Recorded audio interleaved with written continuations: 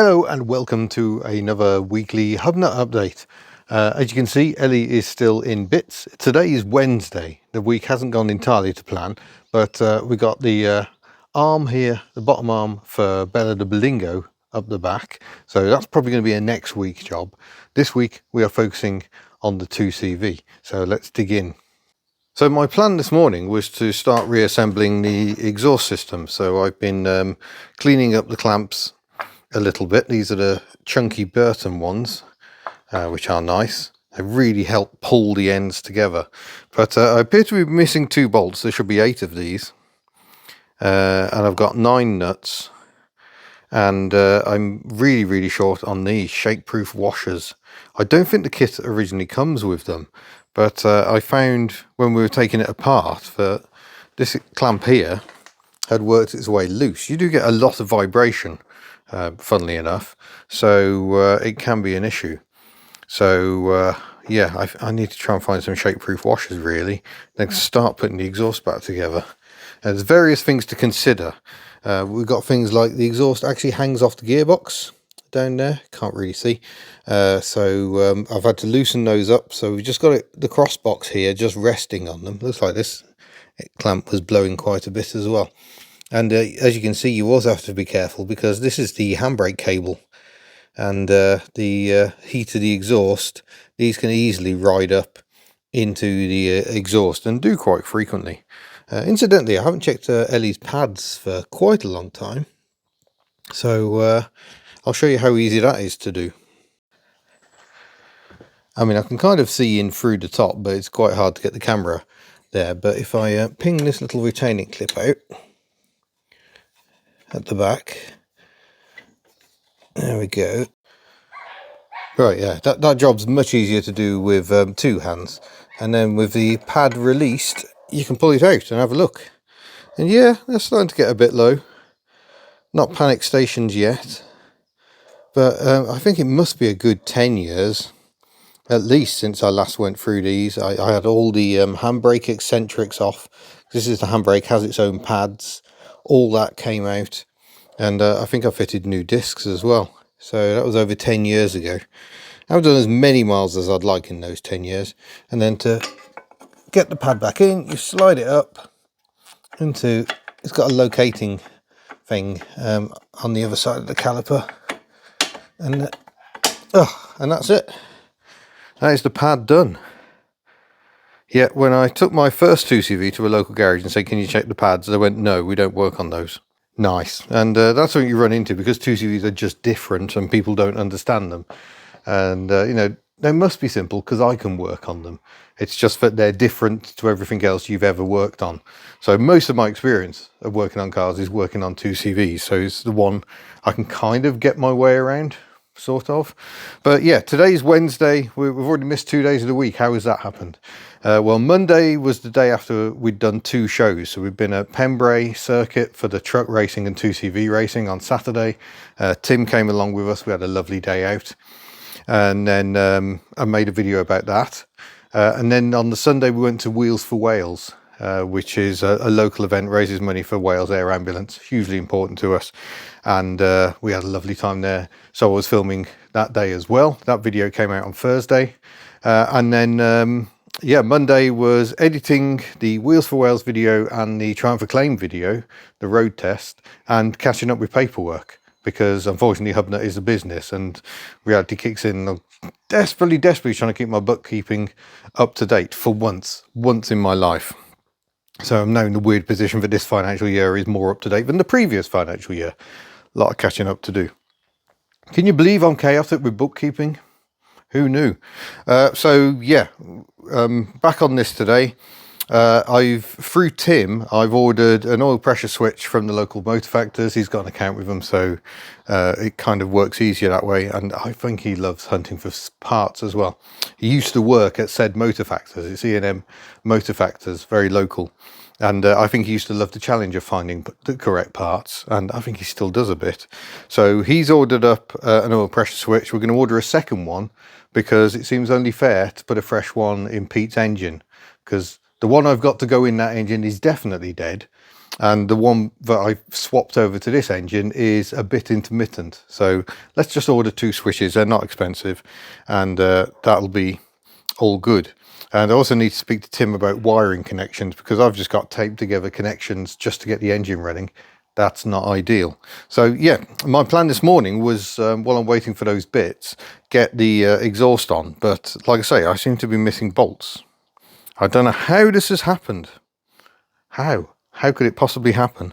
So yeah, and I've got one shake-proof washer, because I don't think these came. I think these just came with normal washers. Now I've got some 7mm stuff. This is 7mm thread, 11mm head, because French. And oh, you think that's weird? Some of the older 2CVs were 7mm thread with 12mm heads. So yeah, I should have a bag of bolts somewhere in all this chaos. So I'm going to have to do some hunting for that, and at least washers, if not shake-proof washers. Let's see what I can find. I mean, I can probably pinch some, because I do not need a shake-proof washer on that. These are the bolts that hold the stone guard in place on the front of the engine. I don't need shake-proof washers on those. They don't tend to come undone. Whereas exhaust, a lot more vibration. Something else I got from Tim, very, very important, new fuel line and a new fuel filter, complete with a couple of new fixings. I've got some good fixings and some not very good. And that's so we can replace this, because that's not the right line. And there's a piece going up here to the fuel pump, and then this piece here is rock hard. Remember, we had fuel leaking absolutely everywhere, which is why I've also got my fire stick to hand as well. I need to get more of these. I forget what the brand is.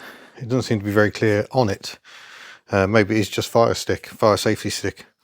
It's not sponsored, but yeah, these things are well worth having. You kind of strike at the end and it starts shooting something. I don't even know what it is. A discharge. And it puts out fire. So very, very good things to have. And I think possibly not so bad as, you know, a powder extinguisher. Hugely corrosive stuff all over your car engine. That's not what you want. So that's why I have that to hand.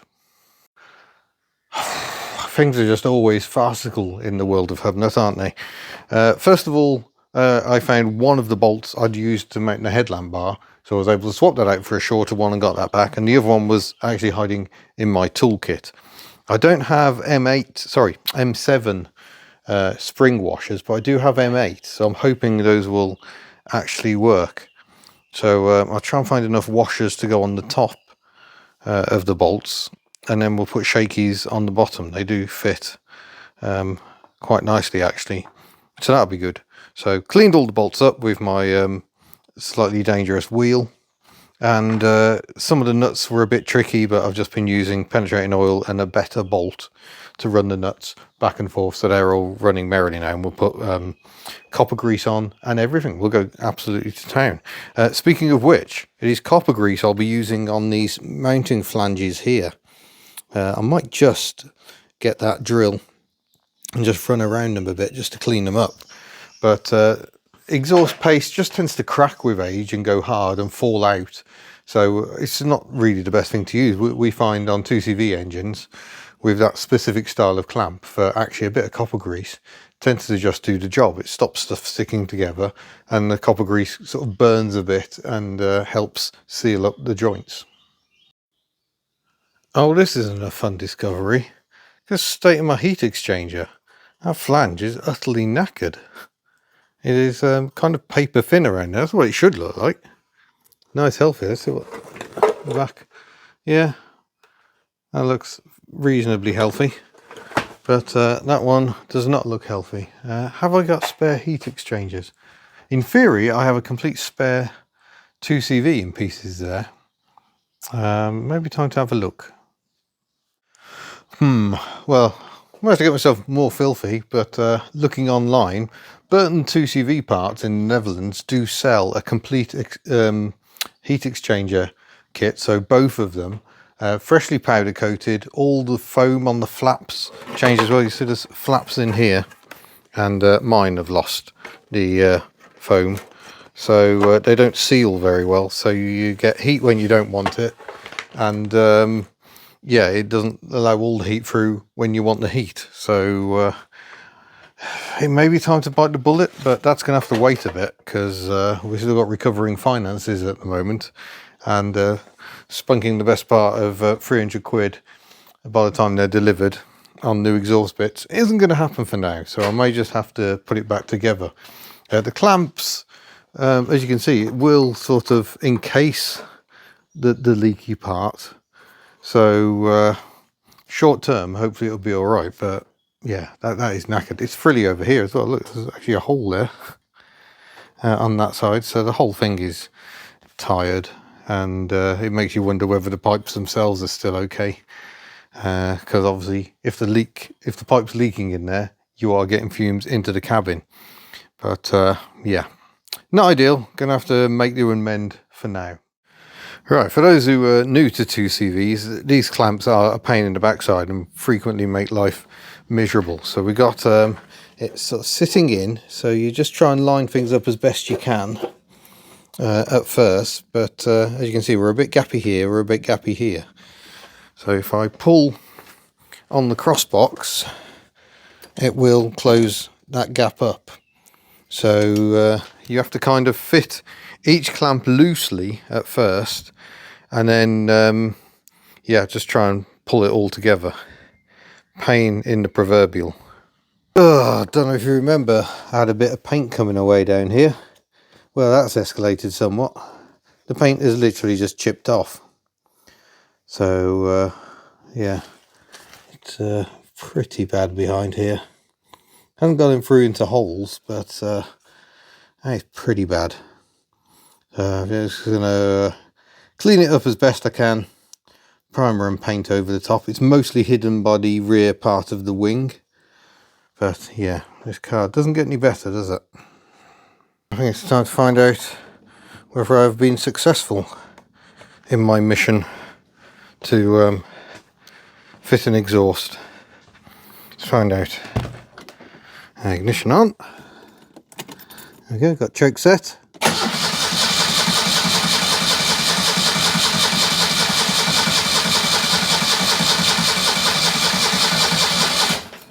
Have I left the coil wire off? Well, you're not even trying, Ellie. It's only been a couple of days. Wire. Oh, let's not have that wire on the exhaust. Maybe.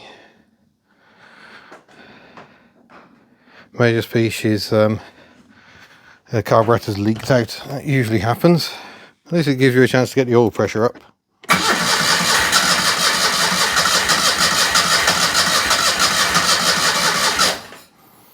Very nearly. Let's just give her a throttle pump. Now we seem to have electricity up here. I haven't hooked up the throttle and choke cables yet.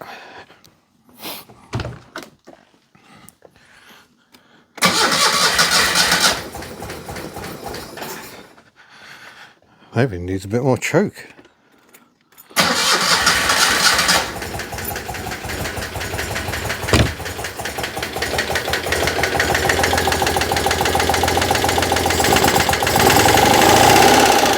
Oh, that sounds taffy. Might have to revisit my valve clearances.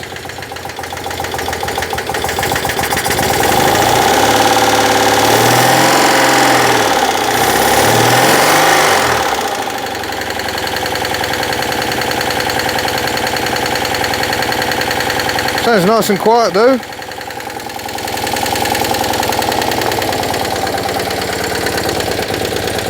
Oh yeah, unsurprisingly he's chuffing a bit on the bad one.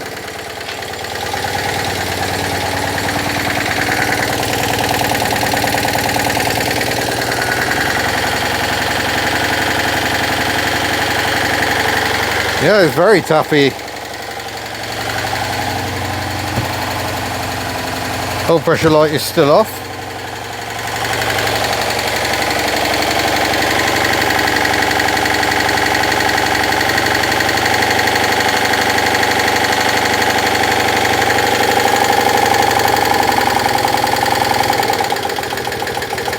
That's zero choke.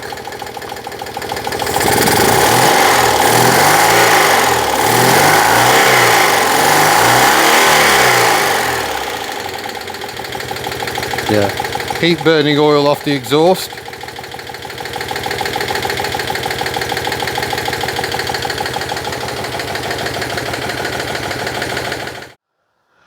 Right, I've just had a quick exchange with Colin and Pete, because Colin works at Sparrows at the moment, and they reckon that's all right. They reckon these engines do sound different with the 2CV Club cam in them.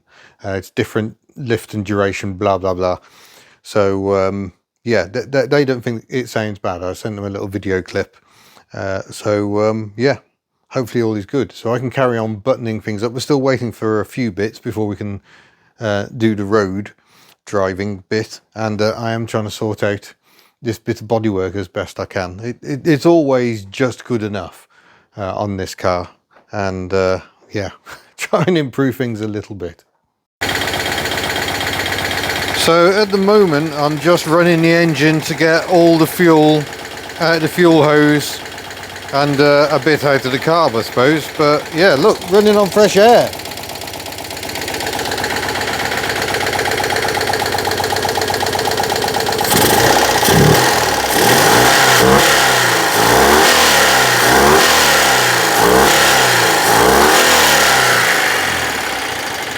That certainly sounds purposeful, I think.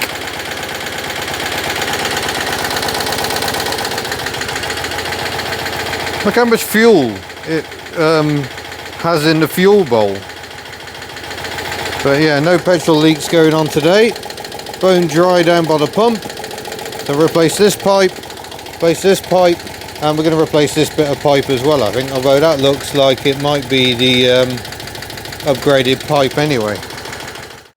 Now in terms of running in theory it shouldn't need very much. The barrels and pistons are already worn into each other. They're the ones that went all the way to Croatia and back, so we know they're good. And Colin had built this as a 652 himself originally, I think, and had then dismantled it and gone on to other things. So the crankshaft and the camshaft are already worn in as well, I think. So hopefully it won't be too long before we can do some performance analysis, but I suspect we'll find out pretty quickly whether it makes much of a difference. I say pretty quickly. It'll be pretty quickly for you, it won't be pretty quickly for me, because it's just taking me 6 days to do anything. Anyway, look away Lewis, but I have painted that area. Can you tell where I've painted? Yeah, you can tell. And it's not very smooth because that is where the paint ends, that line there. And given this is hidden behind the wing anyway, I don't think there's an awful lot of point trying to smarten it up, so I didn't. But it is now mostly Alpine-ish white. I mean, if you ever get a chance to look at Ellie in the metal, there's cracked paint all over the place, because, you know, things like this, it's cracked here a little bit, and, oh, this side's not so bad, but there's, you know, there's a chip out there, some weirdness there. I've done some paint here in the past, and it's starting to rust again. And the rear sweep this side always had this bubbling under here. It's like there's moisture trapped under the paint, but I've taken this back to bare metal and sorted it out, but not sorted it out very well. At some point there will be another major refurb of Ellie, but let's hope we can stave that off for a few more years yet. It's 9 years now since she was last completely rebuilt, and yeah, need to ponder what to do next. Do I go new body shell? Because you can get a new body shell, and that's a nice clean starting point then. Would that be a good idea? I don't know. Many thousands of pounds, so that will be some way off into the future, but restoring her will be many thousands of pounds as well. So pros and cons, pros and cons. All right, in order to replace that bit of pipe there, I've got to take the fuel pump off, because otherwise you can't get, see the fixings down there? That bit of rust just down there is, oh, that's warm. Yeah, that's the hose clamp. I can't get at that where it is, but 2 11mm headed bolts, and we can pull the whole fuel pump out. There we go, we've got the pump out, and now we can access the pipe. Ooh, oh, blimey. It's a case of just in time, isn't it? Now, when I changed that piece of pipe some years ago, I don't think I changed that bit. I thought that looked all right, but nonetheless, that is gone. That's R9, so that should be better pipe. Whereas this is R6, which is known to be worse, but has nonetheless survived a couple of years. And now we've got some fuel in it. It's gone a bit soft again. It was absolutely rock hard, but we're going to replace it with this stuff that Tim gets. Yeah, that'll be more than enough to replace both those pieces and the very short section. That's actually a long section there, that just joins that plastic nylon pipe that goes all the way to the tank, where there's another rubber joiner that hopefully isn't falling apart, and yeah, that just joins it to the fuel filter. And we've got a new fuel filter to fit. I think it's already had a couple, because that looks like one of Tim's, which are these ones here. So yeah, that looks very much like the sort of ones Tim uses. Good stuff. Let's check there's no damage there. It looks like it's had a bit of a bend on it. Gates barricade 4219BF. Fuel injection hose, 1/4 inch. Technically LE's 5.5mm, but this will squeeze down, and there's no way we're getting anywhere near that pressure. But yeah, hopefully that'll be good stuff. I think Kitch recommends the Gates barricade as well. Right, we now got the alternator back on. Cooling fan is back on. Haven't fitted the guard yet, so don't touch it. But a bit happier running it now.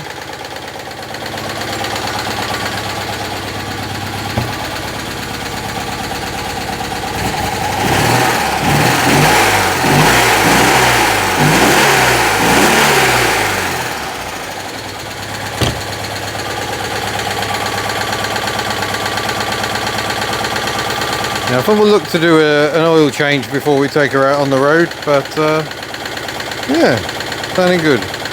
Oil is draining, and I've even fitted a new mousse cartouche. So I didn't know that's what it's called, a mousse cartouche. So that's now fitted, and left the oil cap up just to remind me that yeah, there is no oil in it. And put some oil in. Might go for a cheeky drive. Right, today, dear, it really did get dirty. It's drawing to a close. I need to go and visit Tim. I'm hoping Tim's got some oil. I seem to be lacking 1040 oil. And he's also getting the oil pressure switch. So while the oil's out, it's a good time to change the switch, because it's below the level in the sump. So, or not the sump, but anyway, there's oil behind it, so it leaks everywhere when you take it out, so might as well do it now. So the drive is going to have to wait.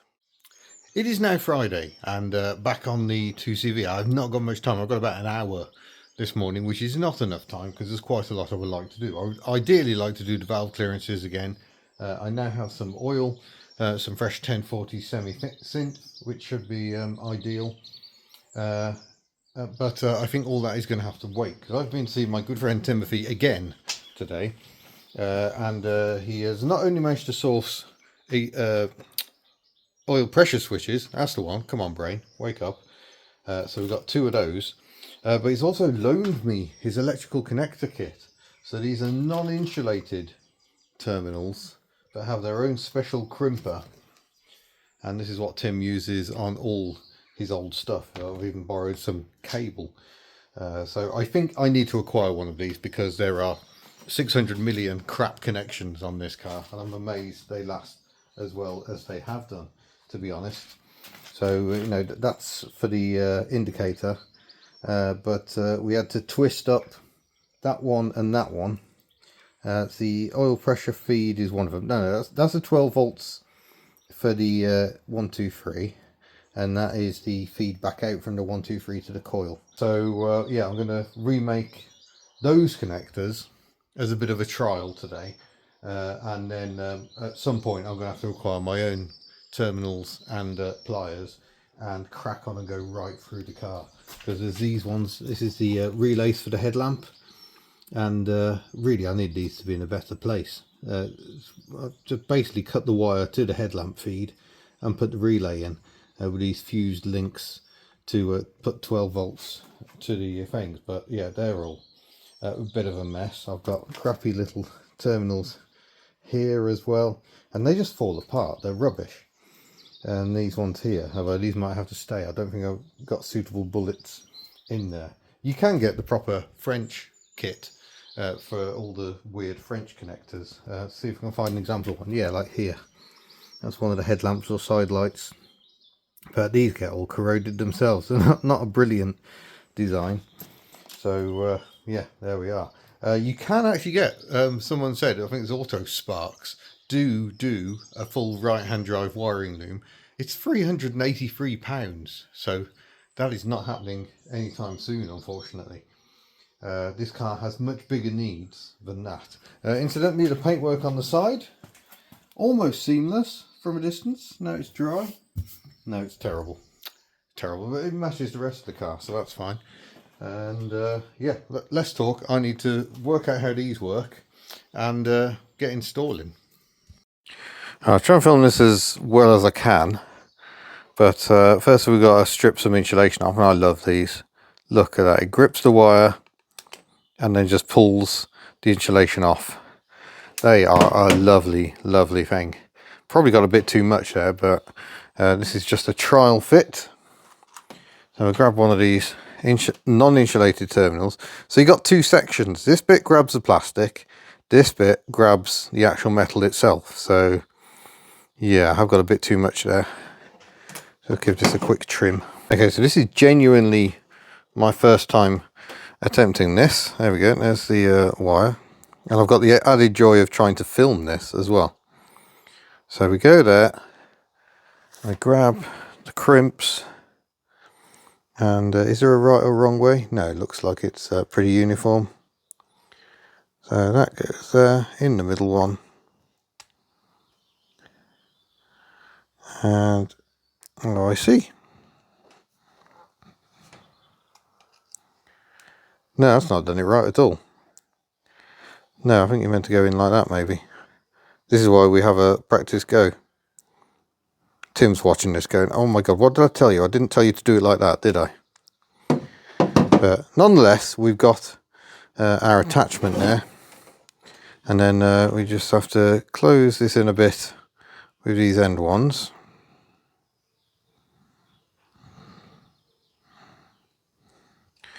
Until that fits in the middle. No, am I the wrong way up? Is that the problem? Should I be more like that? No. I'm rubbish at this. This is why we practice. Haha! There we go, that's the second attempt. Look at that. So that's what you want, nice even crimp there, and nice and neat on there as well. So give it a good tug. That is nice and secure. That is bob on. So second attempt, I got it right. The only other thing I will say is obviously you need to put the insulation on before you do that bit. But that's okay, this was only a trial. Or I could cut the wire and use the other end of it, I suppose. Yeah, good stuff. So that is the terminal. Oh, that is the terminal now insulated and covered up. And I've cut my piece of wire to length. This is the oil pressure switch. Yeah, so just to confirm, you want the anvil part, this side I guess, behind the wire, and then you crush it like so. And you can see it's just got this little spiky bit at the top, and that's what folds the metal over and makes it a double crimp. So you got two crimps effectively. So there we are. And I did remember to put my insulation on because this is now a complete wire. So we just insulate up. Sorry, this is all very, very close. You can see my disgusting fingernails. And it's struggling to maintain the focus. And there we go. That is ready to meet up with the other end. Oh no, you don't put insulation on that end. Otherwise, how are you going to make the connection? Didn't think that one through. Well, it's not perfect. This is much thinner wire, so I've had to use a smaller connector, and I didn't quite crimp it right on the plastic, but nonetheless it's there. This whole joint is encased in the plastic now and is hopefully pretty weather tight, so that should be the oil pressure feed. So we'll just connected the battery back up. Don't know why, I just don't like having the keys in the ignition if I'm leaving the car for a bit, but there we go. Oil pressure light, situation confirmed. Oh, that's why I took the keys out, because I haven't got any oil in the engine, so it just serves as a further reminder not to start the engine. So that's that one. Next one we need to do was a couple. We've got this yellow one here, need to remake the connector, and also here where it joins, that is the 12 volt feed for the ignition. So I'm going to make that one in red to match the red, and so we haven't got random yellow all over the place. Right, there is nothing in this kit that really caters for these style connections. Look how loose that one is. This one actually isn't too bad. But yeah, that one's not brilliant. That one's obviously been there a long time by the look of it. So I have to revisit these at a later date. This wire is actually way too long as well, because yeah, we can take some excess out of that, I think. So we'll shorten it down and we'll put fresh terminals on this joint here. Yeah, this is the problem with these crimpy style ones. Even though I've got a ratchet crimper, they're just not very strong. So they just come apart. So that's what we're trying to avoid. We're getting rid of that wire. That can go in the spare wire pile. And we're just going to put a red one, because this is a 12 volt feed to the 123 ignition. Oh, look at this. Actual wires, nice insulated joints, all good to go. This is a redundant wire. It actually goes to the points box, but I'm leaving that wire in just in case I ever needed to return to a point style ignition. I've got the wiring all in place. There's not really much point taking it out. But that's us done for now on wiring. Obviously there's still improvements I need to make at some point, but the joints I've disturbed this time have now been made better, so that's all good. Happy times. Right, I want to do valve clearances next, because we've got the oil drain. Now's the time to do it. So I have to pop the rocker covers off and we'll just check them again. Unfortunately, that's my tinkering time up. Yes, it took me that long to make a few wired connections, but I need to go off and do some chores in Desmond. Need to pick up the girl from school. She's had a history A level this morning, one of them. I think she's got a couple of history A levels, and the boy is finishing school today. It's officially his last day, although he's still got some exams after the half term as well. So we're going to go and scoop the girl up. She's going home to pack ready for their week away, always away during the school holidays. And hopefully I can get up here a bit later and just get those valve clearances checked. That's the stage I'm at now. But come on, Desmond. Busy old Desmond. So we had a quick trip out in Desmond. Picked up the girl, got lunch, had a quick driving lesson, all good. And it's good I had to go home, because I left my feeler gauges there. These are my new feeler gauges, or thickness gauges, if you want something that's a bit less feely. So now we can get on and check the valve clearances. So I've been turning the engine on the ratchet, and this spanner is exaggerating the movement as the valve goes in. That doesn't look like it's in at all though, so I may redo that. Does that mean this one's in? How very hubnut. Let's see where we are. Let's take the ratchet off.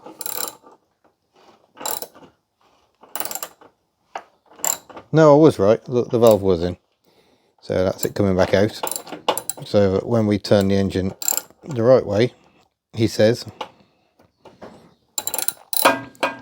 So just keep watching that spanner. Pushes the valve in. Keep going until it stops. That seems to be about it. And now we check this valve clearance, which is too much, I'm going to say. That is rattly. Now Tim is an absolute stickler for book figures, but 2CVers actually tend to go a little bit larger than book. So these front ones are the exhaust valves. So we're going to go 0.25 of a mil, or 10 thou, I think that is. So we're going to slide that in. Oh yeah, oh that's not a sliding fit. I suspect because everything had been completely loosened off, that things have settled a bit. So I need to grab the 10mm and a flat screwdriver, and then we can undo the lock nut. So let's get you a position for that. Oh, look at that, I can get you an angle right through the front bumper. So loosen off the lock nut, use the screwdriver to hold the adjuster steady, and then I'm going to have to turn that in to try and close that gap up. Now I need to remember where I put the feeler gauges. So what we're after with our 0.25 is a nice sliding fit in here. So I've gone too tight there, I can't get the feeler gauge in. So we loosen, we loosen, we loosen, there we go. I would say, yeah, about there is our sliding fit. So now my challenge is to hold the adjuster in place and do the lock nut up, which locks all this in. And once I've got it tight, we just run the, yeah, that's a nice tight sliding fit. And then we go and repeat on the other exhaust valve. Then we change to 0.2 for the inlets. The original figures 0.15 and 0.2. But experienced 2CVers tell me that 0.2 here and 0.25 here is the way to go. So still a bit of rattle on that though, isn't there? Checking the push rod is actually in the cup properly. Right, just topped up the oil, but we've got to fill the filter yet. So grab the key.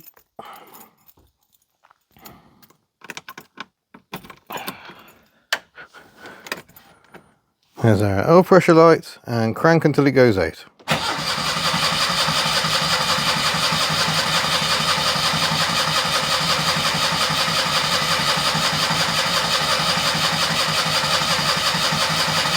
Okay.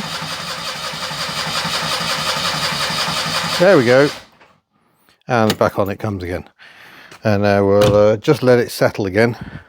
We'll check the level, and hopefully we're getting somewhere close. We've got to fill the rocker covers as well as the oil filter. So the level, I filled it to the level. I bet that level has dropped somewhat. Right then, we can remove our little label. So Ellie definitely does have oil now. And we shall set the choke. I need to put these switches back together. Oh yes, switch. That's something I was going to do before I put the wings back on. But actually this oil pressure switch seems to be fine and dandy now. So let's just go for it. Okay, we'll try a pump of fuel, shall we, Ellie?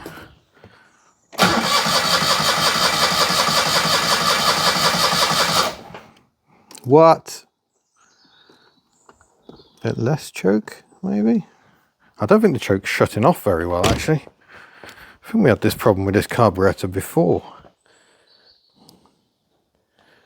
So maybe it's over choking. Right, more of the brum brums, please, Ellie.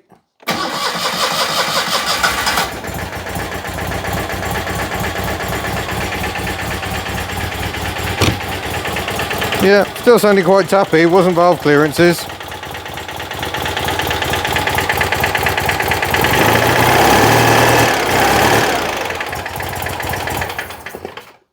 No, she does want some choke. Okay.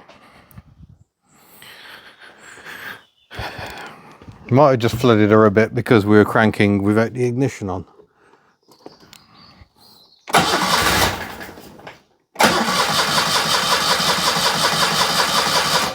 Or it could just be she's going to be a mardy arse for no apparent reason.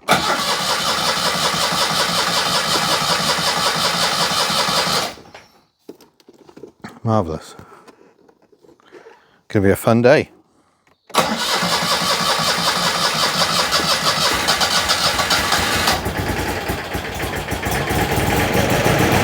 Clear your throat, come on.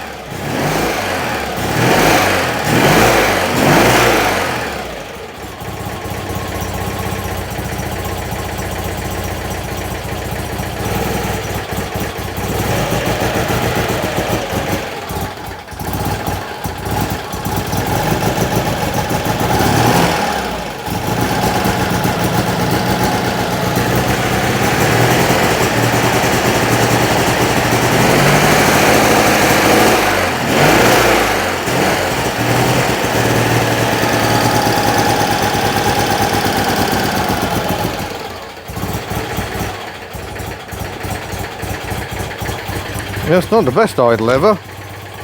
Oh, there we go, now it's settling down.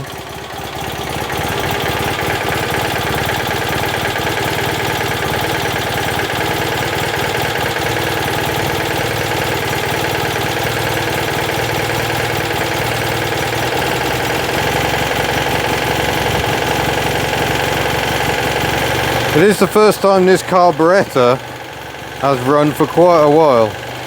Well, if it's got a bit gummed up just sitting around.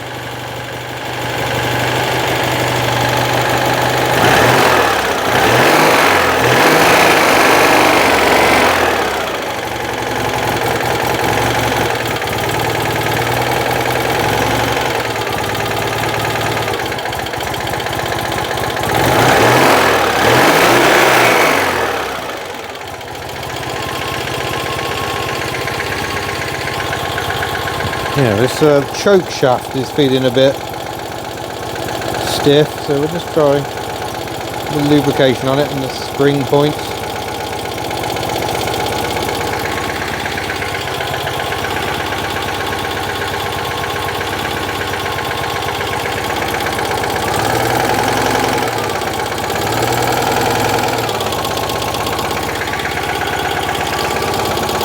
And the main pivot for the choke mechanism here.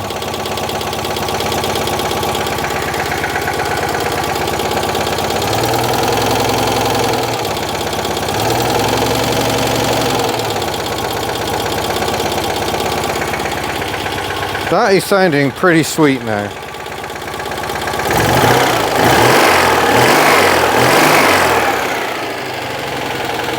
Right, let's have a tidy up and go for a drive.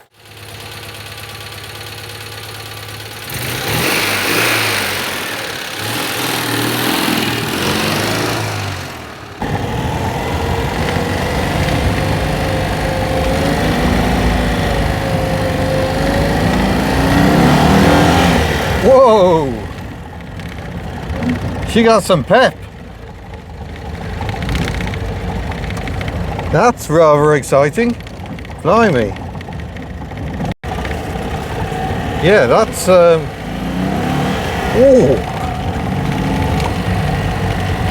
She's got some get up and go. Wow. That is something I'm not used to in Ellie. I think the lighter flywheel helps because the engine's able to accelerate much more quickly, but that feels quite punchy. Blimey. I wasn't expecting to feel the difference that early on, but oh yeah, she goes some. Oh, I think we need to get the front panels on now and go for a proper drive. We'll just have a bit of a check over, just make sure all is well. And then, yeah, we'll get the wings on and the bonnet. Go for a drive. Woohoo! Okay, calm it down. We seem to have a leak from this rocker cover gasket. Not entirely surprised. That gasket wasn't sitting very happily on the rocker cover. Bone dry over on this side, I think. That's all good. And nothing leaking underneath. Well, just when you think you're getting somewhere, we had another leak from that bloody rocker cover. I don't know if it's these modern gaskets or what. It's just absolutely peeing out. And you can't tighten them too heavily, because if you tighten this too much, it just pulls the top of the rocker cover into the valve gear, which is mostly considered undesirable. Okay, hopefully that's now it. That still seems to be staying dry. We've run the engine up again, given it a good rev, and then turned it off, which is when it seemed to start leaking last time. So hopefully we're okay. Note I did actually very messily scribble 21st of May 2025 and 228,000 miles on the oil filter. So at least we've got some idea when to do it again. I'm going to call it because if I put the wing on now, just have a quick little test drive up and down the lanes, I might be able to go and pick the boy up from school on his last official day at school, which I think he'd enjoy. Okay then, let's do this. The roof is back and let's go for a drive. Well, I apologise, this is the only angle I've got. I haven't got the other mount with me. Ill prepared, as usual, but seems to pull well. I'm not revving her right out because the engine's only just in, but the thing that strikes me is I can do 50 mile an hour with almost no bother at all. Don't need full throttle. She's just sailing along. I'm trying deliberately not to go any faster than that at the moment, but it feels good.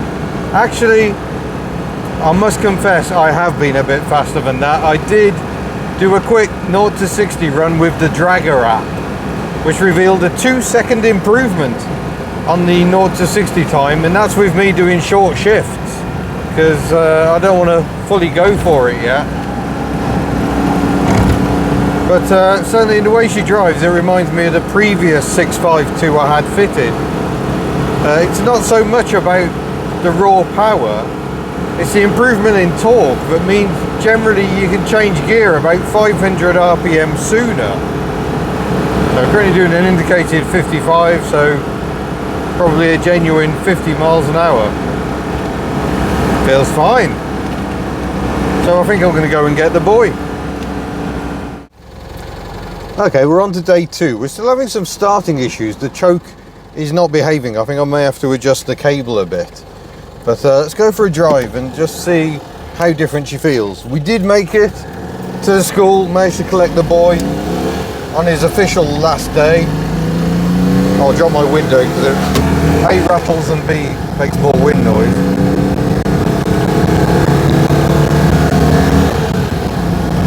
So there's definitely a bit more mechanical symphony going on. But overall, the feeling is it's just so much more muscular. It's not shove you back in your seat more powerful. It's not like a 720 or a BMW conversion. Those are the ways to really transform a 2CV. But it's the fact that there's so much more torque. There's a really steep hill on the way back from the school, but it's usually a first gear slog. And with his engine, Ellie went up it in second. I wasn't even on full throttle. It was, yeah, a marked change. So it is feeling like a vehicle utterly transformed.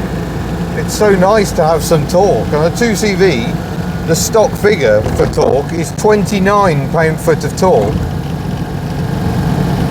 So it's a bit like I've driven a Fiat 500 but it also had a 650 conversion, and that likewise was just so much more muscular.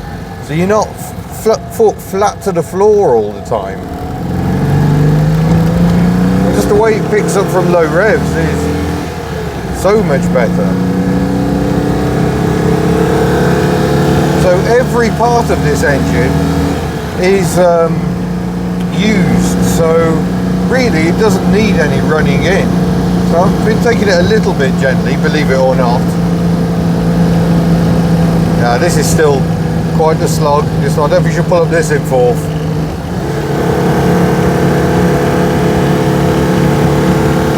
Of course you lose a bit of hill climbing ability with the lighter flywheel, although I don't think we've lost enough to make a massive difference, in all honesty. As we come out of Llanarth, let's see what she feels like now.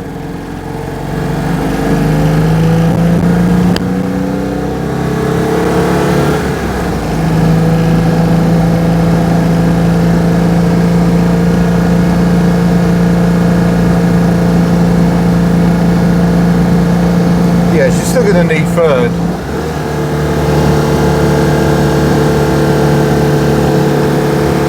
Well, I wouldn't get you to use top gear at all on this hill with the previous engine. I think if I can get her up to 50, we're almost there.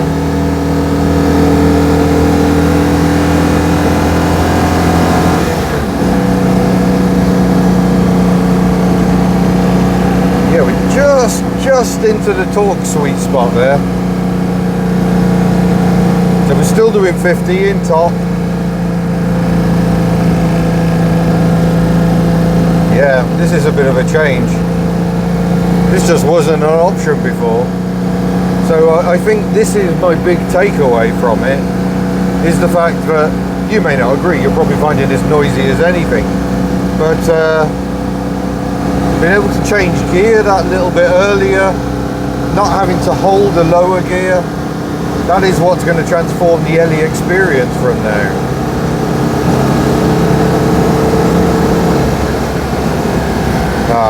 Bin wagon spoils play. And on a blind bend, so we can't overtake.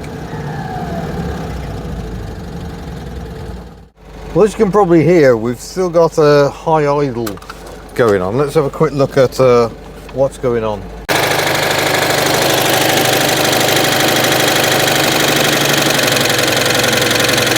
Yeah, the choke is sneaking on. I may have to just slacken this off and try and adjust it. A bit too much tension on that maybe. Oh, I didn't film that, but that was way too tight. That's where it was. I must have not had the cable fully home when I refitted the cable. That's sounding a bit more like an idle should. That also explains why I was struggling on cold starts, because I was applying choke, but I was already applying choke. So hopefully we haven't fouled the plugs up. But sometimes it's the simple things. There's something else I need to check as well. Oh, I'm locked. Entirely unrelated, this door latch seems to have come undone. Why? I have no idea. Well, apart from the fact that I inevitably spilt loads of oil on the floor, I think we can consider that job a success. She's running very, very nicely on that engine. And as good as Speak Sparrow's loaner engine was, and that really was good, yeah, there's no comparing. Just a few extra cc's and a bit of carburetor tuning and that slightly naughty camshaft. And yeah, absolutely transformed. For transparency, I don't think I actually told my insurance company when I went back to 602, so all the mods are declared anyway, other than the camshaft, and the camshaft I don't think really is making an awful lot of difference. But yeah, do bear that in mind if you're making modifications to your car. Always check with your insurer. But yeah, I'm really pleased, goes really nicely. So I must say a huge thanks to Colin who built this engine, and yeah, he's given me loads of advice as well. Absolute toppermost chap. He owns that amazing Austin 7 we drove earlier this year as well. So he is, yes, a toppermost chap. Thank you, Colin. And obviously huge thanks to Pete Sparrow as well, who runs Sparrow Automotive, 2CV specialist. He also is involved with many of the racing 2CVs, some of which are in the Pembrey video that is probably coming out soon. I think this is going to come out before that. We went to Pembrey, we watched truck racing and 2CV racing, and yeah, Pete's influence is quite heavy in that Team Sea Lion pairing of cars. And yeah, I'm just hugely grateful. 2CV community's always been one of the friendliest, loveliest communities, and I'm hugely grateful. Thank you. Right, I need to go home. I'm filming a road test later today. That's coming soon. Plans for Ellie, she will be out. We've got various local shows, hopefully she'll be at fairly soon. I mentioned another new car joining the fleet. That's going to happen in a few weeks' time. We've kind of put that the other side of payday, so that will still be happening. But otherwise, yeah, we're just getting on. Driving around in Ellie, Desmond the Canary here, tending to be our default daily driver, believe it or not my Pajero Evo. And yeah, Betty did the mileage last night. I had to drive down to Newport and back in Betty, the Australian Ford, who I'll be using to go meet an American Ford today. So yeah, huge thanks for watching. Don't forget, you can head to the Hubnut store. We have got Power Less is More 2CV designs, but maybe I need to amend that to say a little bit more is all right. But yeah, all available at the Hubnut store. See the description below, and thank you for watching. Farewell. Ellie.